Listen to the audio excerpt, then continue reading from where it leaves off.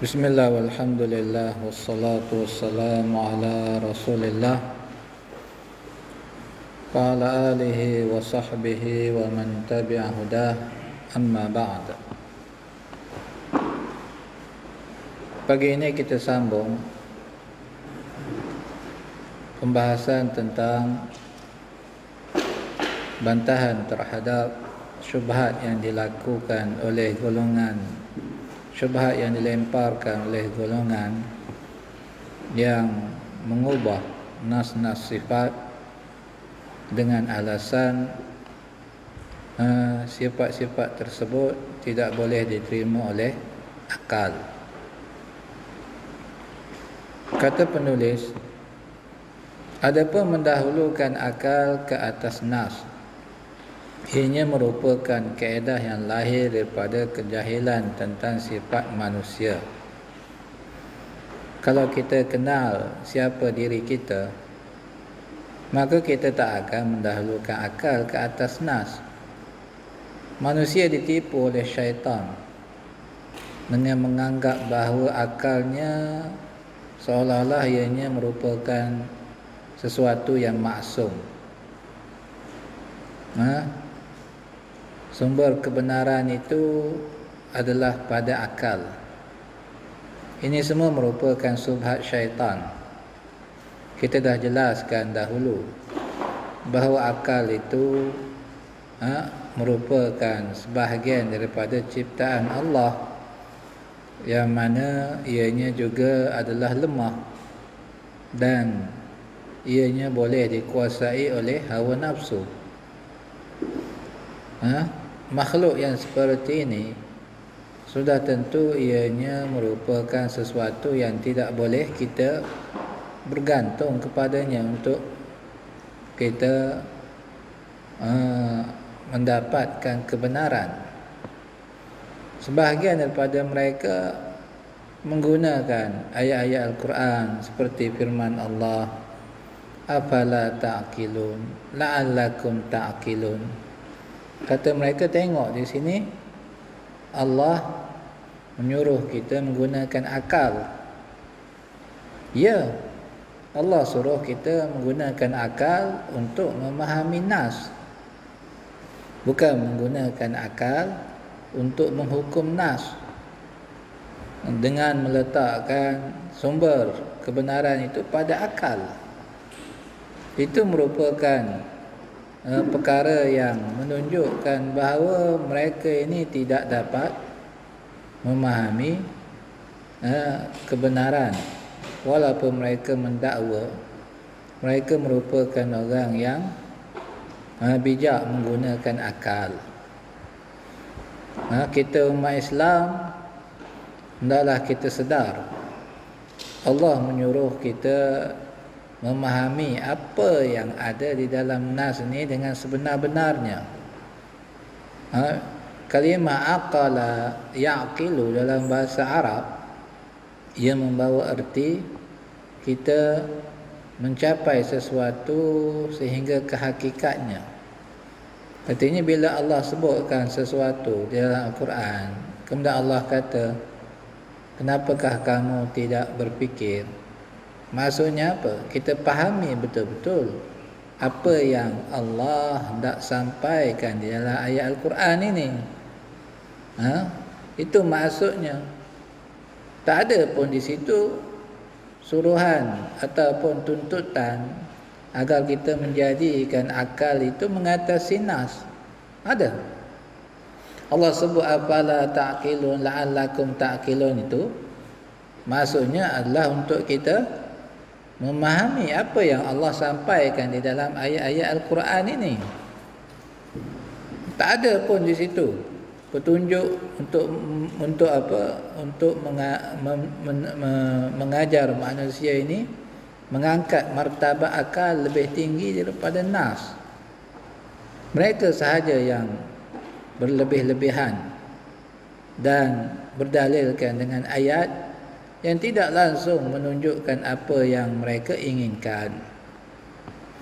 Al-Quran Allah turunkan untuk manusia memikirkan tentang kebenaran yang Allah sampaikan di dalam ayat-ayatnya.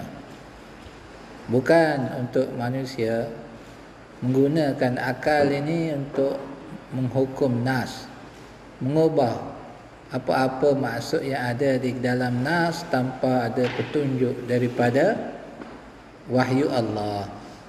Ini yang kita kena faham. Manusia hendaklah menyedari bahawa sifat mereka lemah. Kebanyakan manusia sesat daripada jalan yang betul, walaupun mereka mempunyai akal. Kerana apa? Kerana akal manusia itu lemah. Ya, bila akal ini mendapat panduan nas, barulah ianya akan berada di atas jalan yang betul. Tanpa panduan nas, maka akal ini akan dirosakkan oleh syaitan dan hawa nafsu. Kejadian mereka menyedari bahawa akal bukanlah sumber kebenaran. Ingat, akal bukan sumber kebenaran. Akal digunakan untuk mencari kebenaran, memahami kebenaran yang disampaikan di dalam wahyu Allah. Bukan ia sumber kebenaran. Kebenaran hanya ada di dalam wahyu Allah. Akal adalah seperti tuannya.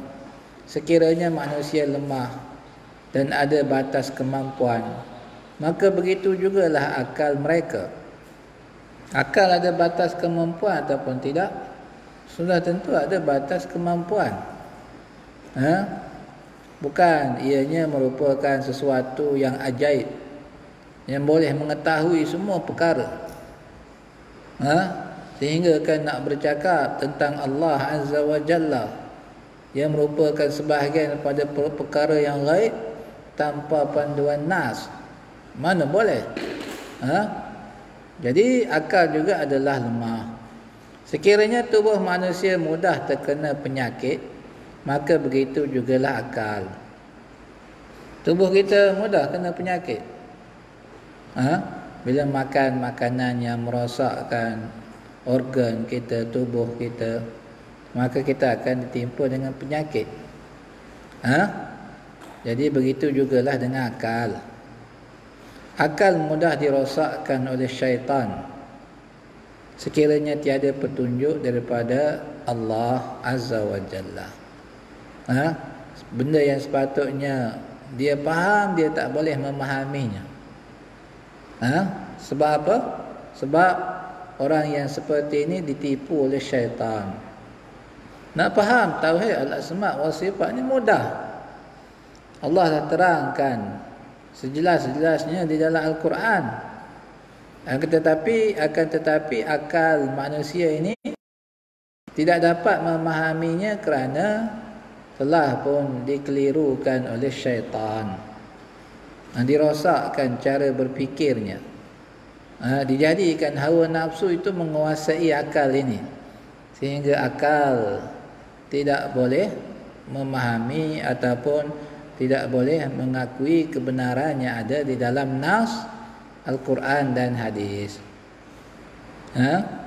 Jadi akal mudah dirosakkan oleh hawa nafsu, mudah ditipu oleh syaitan. Kemudian kata dia, oleh itu menurunkan kitabnya dan mengutuskan para rasul untuk membimbing manusia ke jalan yang benar.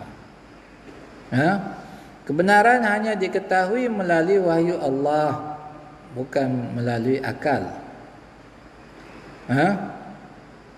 Jadi sebagaimana yang telah pun saya jelaskan, akal ini kalau ianya mengikut panduan wahyu, dia akan berada di atas landasan yang betul. Kalau tidak mengikuti panduan wahyu, maka dia akan menyimpang daripada jalan yang lurus. Tapi lihat bagaimana syaitan nak rosakkan manusia, melainkan dengan taufik daripada Allah. Bila dah letak akal di atas, habislah kita nak jelas payah untuk menerima kebenaran. Ya. Kemudian kata dia, oleh itu Allah menurunkan kitabnya dan mengutuskan para rasul untuk membimbing manusia ke jalan yang benar. Kebenaran hanya diketahui melalui wahyu Allah, bukan melalui akal. Tidakkah kita menyadari bahawa manusia berselisih pendapat kerana cara berfikir dan tahap kemampuan berfikir yang berbeza? Akal manusia ni tak sama tahap kemampuannya. Sebab itu dalam ikhtibar pun kita dapati ada orang dapat markah tinggi, ada orang dapat markah rendah, kerana kemampuan manusia berbeza-beza. Ada orang ni dia dah bersungguh-sungguh membaca, tapi dalam ikhtibar dia dapat rendah juga. Kerana apa? Kemampuan dia setakat itu sahaja. Jadi sekarang ni cara berfikir dan tahap kemampuan akal manusia ini berbeza. Lalu Allah perintahkan agar umat Islam kembali kepada Al-Quran dan hadis untuk mencari kebenaran, bukan kepada akal mereka. Manusia kalau mengikut akal masing-masing, sudah tentu mereka akan berselisihan. Sebab itulah di kalangan penuntut madrasah falsafah ilmu kalam yang berbeza-beza ni, mereka berselisih di antara mereka. Madrasah ilmu kalam ini cara pahaman dia lain, yang satu lagi cara pahaman mereka lain. Jadi itu keadaan akal manusia. Sentiasa ada pertembungan, percanggahan, perselisihan. Macam mana kita nak tahu kebenaran? Dalam Al-Quran, Allah perintahkan agar bila manusia berselisih, kembali kepada apa? Kembali kepada akal, kembali kepada nas, Al-Quran dan hadis, menunjukkan bahawa sumber kebenaran itu adalah nas, Al-Quran dan hadis, bukan akal. Allah nyatakan dalam Al-Quran, ya ayyuhallazina amanu ati'ullaha wa ati'ur rasul wa ulil amri minkum. Wahai orang-orang yang beriman, taatlah kepada Allah dan taatlah kepada Rasul dan ulul amri di kalangan kamu. Fa in tanaza'tum fi syai'in farudduhu ila Allah war Rasul. Sekiranya kamu berselisih dalam sesuatu perkara, maka kembalikanlah perselisihan tersebut pada Allah dan Rasulnya. Bukan suruh kembalikan kepada akal masing-masing. Tidak. Kembalikan kepada Al-Quran dan hadis. Kerana di situlah sumber kebenaran. Pemutus di antara perkara yang kamu perselisihkan. In kuntum tu'minuna billahi wal yawmil akhir.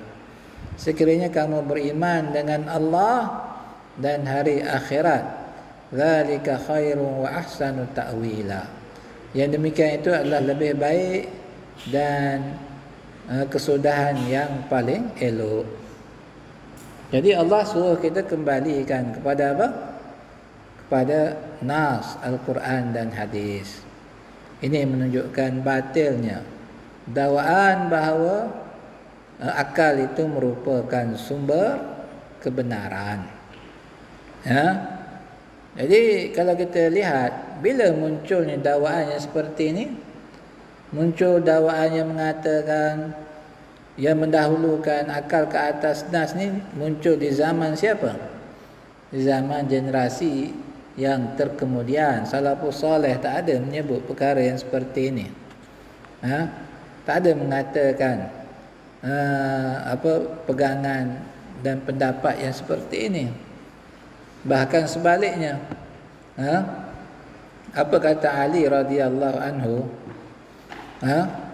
Law kana ad-din bir-ra'yi lakana asfal qadami ahaqqu bil mashi min a'lah. Ha? Kalaulah agama ini dengan pandangan masing-masing, akal masing-masing, nescaya apa? Nescaya di bawah tapak kaki itu lebih patut untuk disapu bila kita kita menyapu kaki ketika mengambil wuduk ni dengan air. Tapak dia, iaitu tapak apa? Tapak khuf ni tadi. Sudah tentu tapak dia lebih patut disapu daripada atasnya. Kenapa bila kita sapu khuf, kita sapu belah atas? Sapu belah bawah lah, sebab belah bawah yang kotor, betul tak? Belah bawah yang kotor. Sapulah bahagian bawah. Jadi kata Ali radhiyallahu anhu, kalau agama ni nak ikut akal orang, akal manusia, sudah tentu apa? Bahagian bawah khuf ini yang sepatutnya disapu, bukan di bahagian atasnya. Salafus salih mereka tidak memperajakan akal mereka, mendewakan akal mereka, meletakkan akal di atas nas.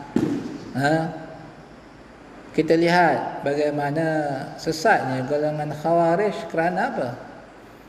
Kerana mereka ini berlebih-lebihan lah di dalam mendalami dan juga nak menghayati kononnya maksud nas. Kerana berlebih-lebihan mereka sesat. Jadi begitu juga dengan golongan golongan sufi tarikat, begitu juga.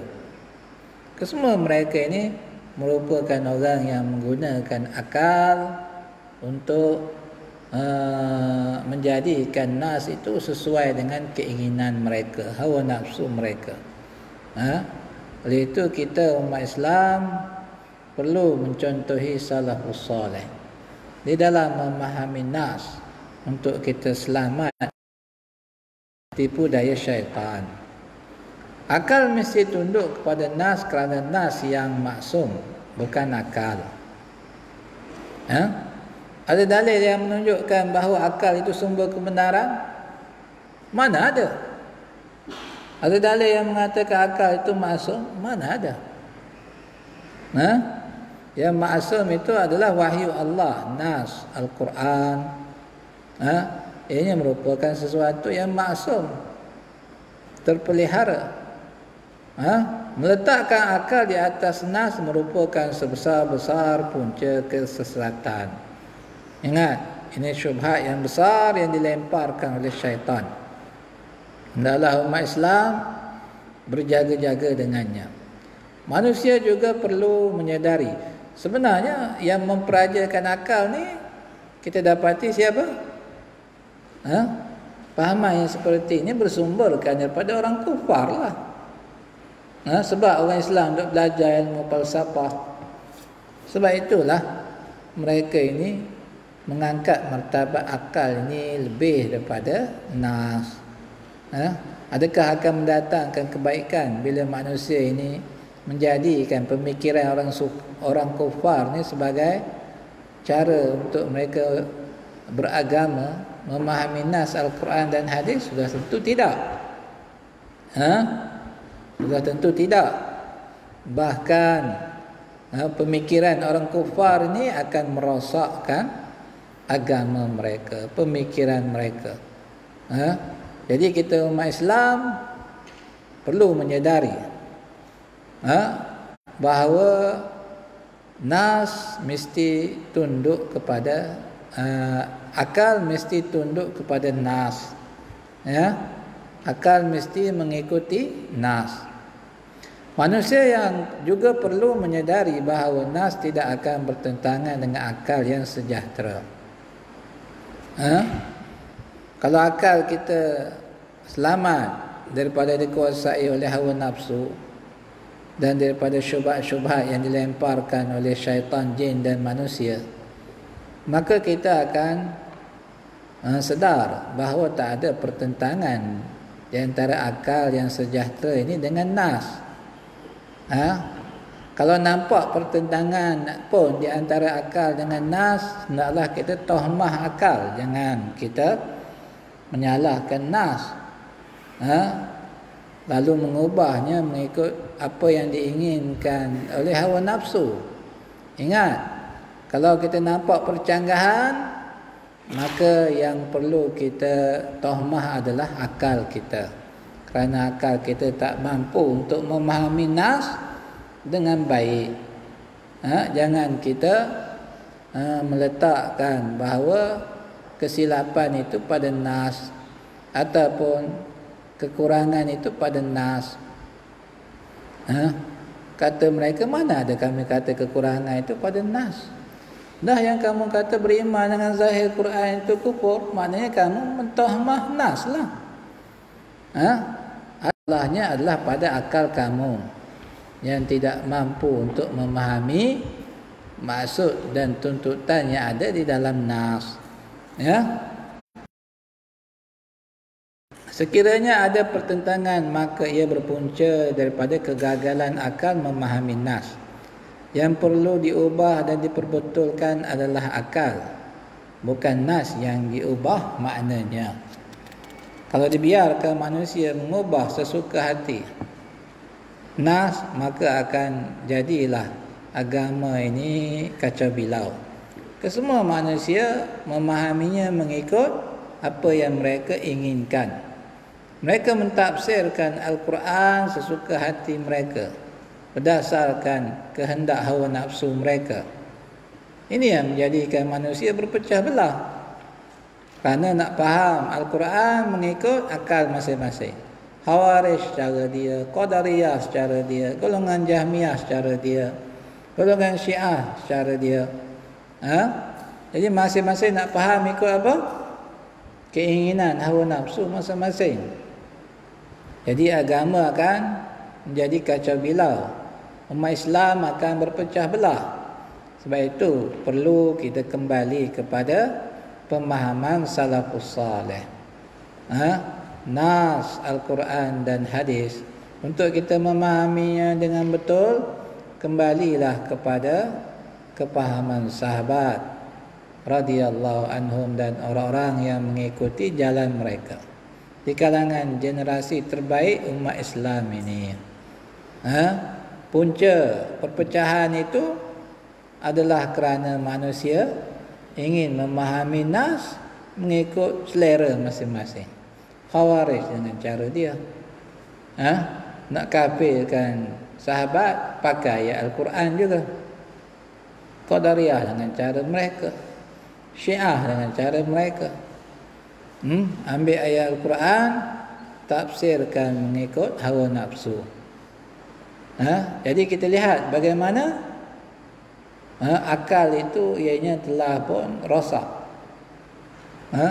Walaupun menggunakan ayat Al-Quran, akan tetapi mereka sesat daripada pemahaman yang betul bila tak kembalikan kepahaman ini kepada salafus salih. Oleh itu penting bagi kita merujuk kepada para ulama, khususnya di kalangan salafus salih, untuk memahami nas dengan betul.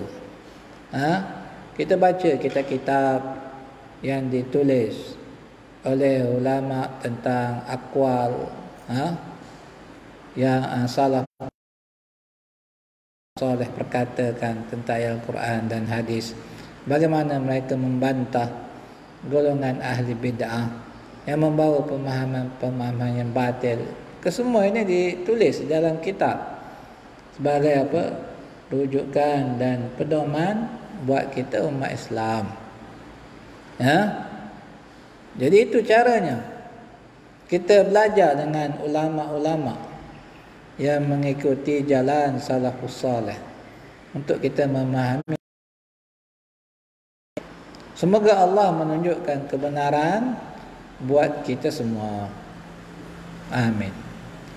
Kemudian kita masuk kepada bahagian yang seterusnya, petunjuk Al-Quran dalam beriman dengan sifat Ar-Rahman. Jadi kesimpulannya bagi bahagian yang lalu, pertamanya, tak ada nas yang menunjukkan bahawa bila berlaku berantara pertentangan di antara nas dan akal, maka hendaklah didahulukan akal. Tak ada nas yang mengajar kita begitu.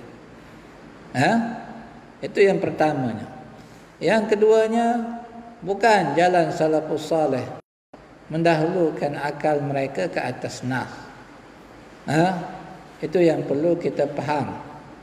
Jadi dari mana mereka dapat pahaman yang seperti ini? Berdasarkan kepada pahaman mereka sendiri yang dangkal. Guna ayat Quran, afala ta'qilun la'allakum ta'qilun, untuk menunjukkan mulianya akal dan ianya merupakan sumber kebenaran, sedangkan tak ada pun pada ayat tersebut apa yang mereka ingin berdalil dengannya. Faham? Baik. Tak ada pertentangan dan tidak ada di sana perkara-perkara yang boleh menyebabkan mereka susah untuk memahaminya. Untuk memperolehi akidah yang murni tersebut, Allah datangkan ayat-ayat yang menunjukkan prinsip-prinsip yang perlu bagi orang-orang yang beriman berpegang dengannya. Kita tengok macam mana Al-Quran tunjukkan pada kita cara nak beriman dengan nama-nama dan sifat Allah. Dah Allah sebut dalam Al-Quran. Cuma kamu kena mencarinya dan memahaminya. Dengan prinsip tersebut juga mereka akan selamat daripada syubhat yang merosakkan pemahaman, seterusnya menjadikan mereka menyimpan daripada jalan yang lurus. Islam tidak perlukan ilmu falsafah barat untuk memahami akidah yang terkandung di dalamnya. Jadi kita pelik dengan manusia yang mengagungkan ilmu falsafah yang bersumberkan daripada orang kufar untuk memahami akidah Islam. Kita seperti ini dijadikan pemikiran orang kufar sebagai satu sumber untuk mereka memahami akidah Islam. Rasulullah SAW datang mengajar manusia akidah yang benar tanpa mencampur adukkan ilmu wahyu yang sampai kepada baginda dengan ilmu orang-orang barat yang kufur kepada Allah. Ada Nabi ajar sahabat ilmu falsafah ataupun pergi bermusyawarah dengan ahli-ahli falsafah barat, orang-orang kufar, untuk apa? Untuk mengajar sahabat-sahabat tentang agama Islam ini. Mana ada? Jadi Nabi mengajar ilmu wahyu yang sampai kepada baginda tanpa mencampur adukkan dengan ilmu orang-orang barat yang kufur kepada Allah. Petunjuk yang jelas ada di dalam wahyu Allah. Ia tidak memerlukan sokongan daripada ilmu rekaan manusia, apatah lagi ilmu tersebut hasil pemikiran manusia yang kufur kepada Allah. Kerana kita ni tak faham agama lah. Ini yang menjadikan kita agungkan ilmu-ilmu falsafah yang datang daripada barat ni tadi. Kalau kita faham agama, maka kita tidak akan menoleh kepada ilmu-ilmu yang ditulis oleh orang kufar ni tadi. Bahkan kita akan mencampakkannya sejauh-jauhnya. Kita tak nak masukkan pemikiran orang kufar ke dalam pegangan kita. Itu cara orang Muslim yang sebenar. Menjadi kesilapan yang besar pada orang Islam pada hari ini, mereka duk memuja ahli-ahli falsafah barat dan mengagungkan pemikiran-pemikiran orang-orang barat. Para ulama telah menunjukkan prinsip yang mudah untuk seseorang mengenal sifat-sifat Allah dan memahaminya dengan betul. Kaedah tersebut jauh daripada gaya ahli kalam yang berlebihan di dalam mengkaji dalil-dalil Al-Quran dan hadis, sehingga membawa kepada pengingkaran terhadap makna nas dengan hujah ia bertentangan dengan akal. Jadi ilmu kalam ni bukan ianya muncul di zaman ini, bahkan ia muncul di zaman yang terawal lagi. Zaman Imam Syafi'i pun telah wujud ilmu kalam, dan beliau melarang umat Islam mempelajarinya, bahkan mengeluarkan fatwa bahawa orang yang belajar ilmu kalam hendaklah orang yang seperti ini dihukum, dipukul dengan pelepah tamar, kemudian diarak keliling kampung. Arak keliling kampung, beritahu kepada manusia inilah balasan orang yang mempelajari ilmu kalam. Zaman Imam Syafi'i pun telah wujud ilmu ini dan diingkari oleh beliau, dan juga diingkari oleh ulama-ulama sunnah yang lain. Namun kita pelik, generasi yang terkemudian ini, khususnya di kalangan orang yang mendakwa bermazhab Syafi'i, mereka tak pedulikan apa yang dikatakan oleh Imam Syafi'i, mengikuti apa yang dipegang oleh ulama ini. Ulama yang sama, yang tak bersesuaian dengan hawa nafsu mereka, mudah saja mereka ketepikan. Tak ada pula mereka mendakwa perlu kita mengambil pedoman apa yang dikatakan oleh Imam Syafi'i ini. Bahkan mereka abaikan, tak pedulikan langsung. Sebahagian mereka cuba mencari alasan begitu dan begini, kononnya ilmu kalam zaman itu tak sama dengan apa yang ada sekarang. Itu bohong belaka. Sumbernya sama. Sumbernya adalah ahli falsafah barat.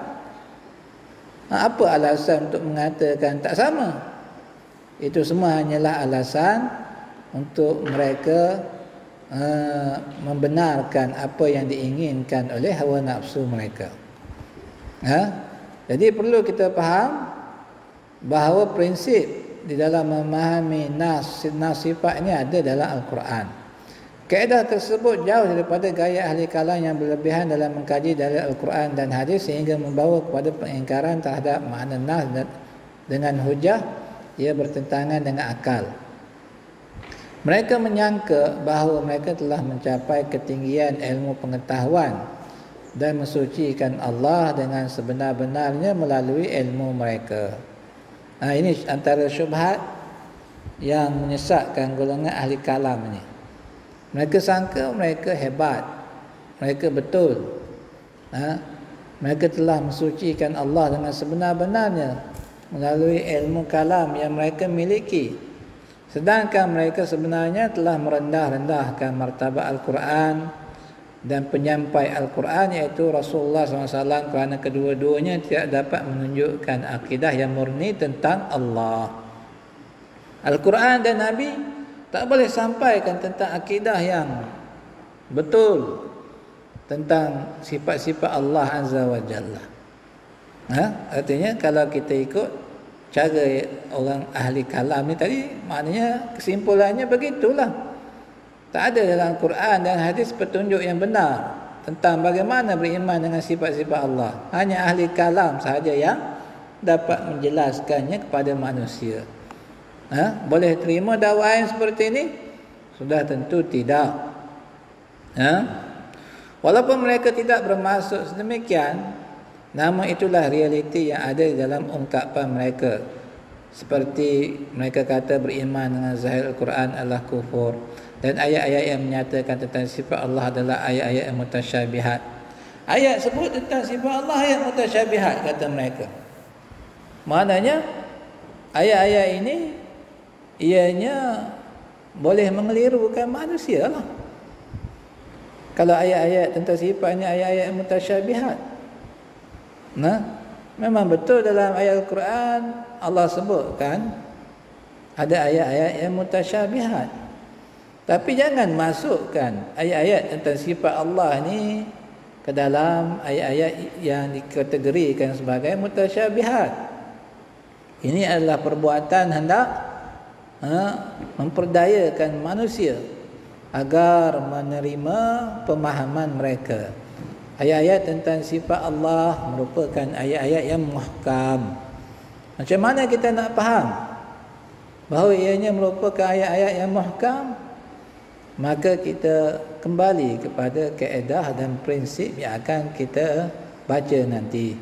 Bagaimana nak faham tentang sifat Allah ini dengan cara yang betul. InsyaAllah kita akan sambung lagi pembacaannya pada hari esok. Subhanakallahumma